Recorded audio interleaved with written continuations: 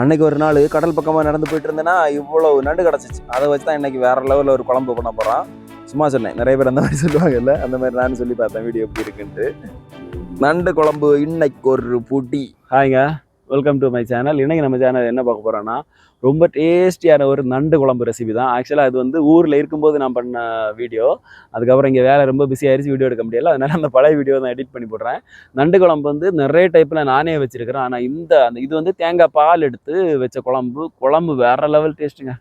Try பண்ணி பாருங்க, சூப்பராக இருக்கும். வீடியோ பிடிச்சிருந்தா லைக் பண்ணுங்கள், ஷேர் பண்ணுங்கள், மறக்காமல் சப்ஸ்கிரைப் பண்ணுங்கள். நிறைய பேர் சப்ஸ்கிரைப் பண்ணாமல் தான் பார்த்துட்டு இருக்கீங்களா வீடியோ. வாங்க எப்படி பண்ணலான்னு பார்ப்போம். ரொம்ப ஈஸி, சூப்பராக பண்ணலாம், வேற லெவல் டேஸ்ட்டில் நண்டு. அன்னைக்கு வந்து தேங்காய்பட்டினம் மீன்பிடி துறைமுகத்துக்கு போன அன்னைக்கு தான் இவ்வளோ நண்டும் கிடச்சிச்சு. இவ்வளோ நண்டுமே 75 ரூபா தான். இதே மாதிரி இன்னொரு மடங்கு ரெண்டு சேர்த்து மொத்தமாக 150 ரூபான்னு வாங்கினது. அப்புறம் பாதி வந்து ஃப்ரெண்ட் எடுத்துகிட்டு போயிட்டான். இந்த நண்டு வந்து வாட்டி நான் வாங்கினேன். ஆனால் உடைக்கிறது பயங்கர ஹார்டு, நம்ம சுற்றியெல்லாம் அடித்து தான் உடைக்கணும்.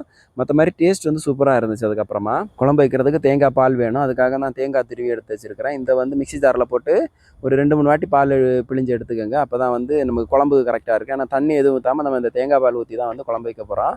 அதுக்காக இந்த ஜாரில் சேர்த்து ஒரு 2-3 வாட்டி அடித்து தேங்காய் பாலை பிழிஞ்சு முதல்ல எடுத்து வச்சுருவோம். குழம்பு வந்து இன்றைக்கி மண் சட்டியில் தான் வைக்க போகிறோம். மண் சட்டி சூடானதுக்கப்புறமா நான் தேங்காய் எண்ணெய் எடுத்துருக்கிறேன். தேங்காய் எண்ணெயில் பண்ணிங்கன்னா டேஸ்ட் இன்னும் சூப்பராக இருக்கும். எண்ணெய் நல்லா சூடானதுக்கப்புறமா நான் கொஞ்சமாக கடுகு போட்டிருக்கிறேன்.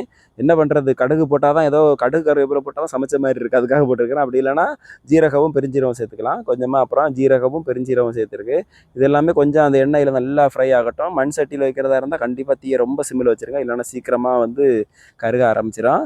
அதுக்கப்புறமா நான் கை நிறைய கறிவேப்பிலை அப்படி அள்ளி தெளிச்சாச்சு. கறிவேப்பிலை 2 பெரிய வெங்காயத்தை சின்ன சின்ன பீஸாக கட் பண்ணி போட்டிருக்கிறேன். சின்ன வெங்காயம் சேர்த்தாலும் இன்னும் நல்லா சூப்பராக இருக்கும்.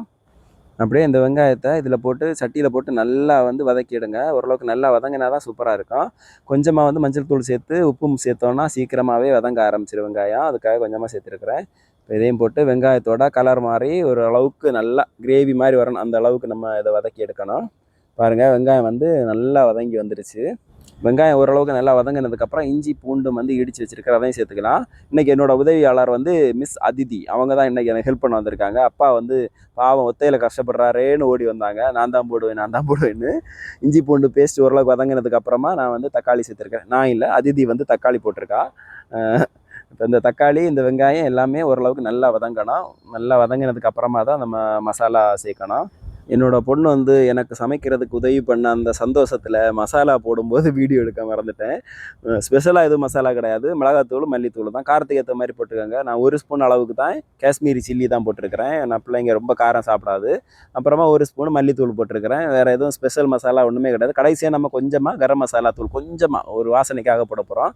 நண்டு பாருங்கள், அதாவது பார்க்குறதுக்கு தான் பெருசாக இருந்துச்சுல, இப்போ அதோட ஓடையெல்லாம் எடுத்ததுக்கப்புறமா இவ்வளோ தான், கொஞ்சமாக தான் இருக்கும். நல்ல பால் நண்டு, டேஸ்ட்டு வேறு லெவலில் இருக்கும். கடிச்சு திங்கிறது பிள்ளைங்களும் வந்து கடிச்சு சாப்பிட்டாங்க. அந்த அளவுக்கு டேஸ்ட்டு நல்லா இருந்துச்சு. இப்போ நண்டை வந்து நம்ம தேங்காய் பால் எதுவும் ஊற்றுறதுக்கு முன்னாடி இந்த கொஞ்சம் நேரம் இந்த மசாலாவிலே கொஞ்சம் நல்லா வந்து பிரட்டி எடுப்போம். லைட்டாக சூடாகட்டும் அந்த மசாலாவிலே இருந்து. அதுக்கப்புறம் என் பொண்ணு கையாலேயே பிழிஞ்ச தேங்காய் பால், நான் தான் தேங்காய் பாலை புளிவேன் அப்படின்னு ஒத்த காலில் நின்று அவளே பிழிஞ்சு எடுத்துகிட்டு வந்தா, அவள் குட்டியூண்டு கையால்.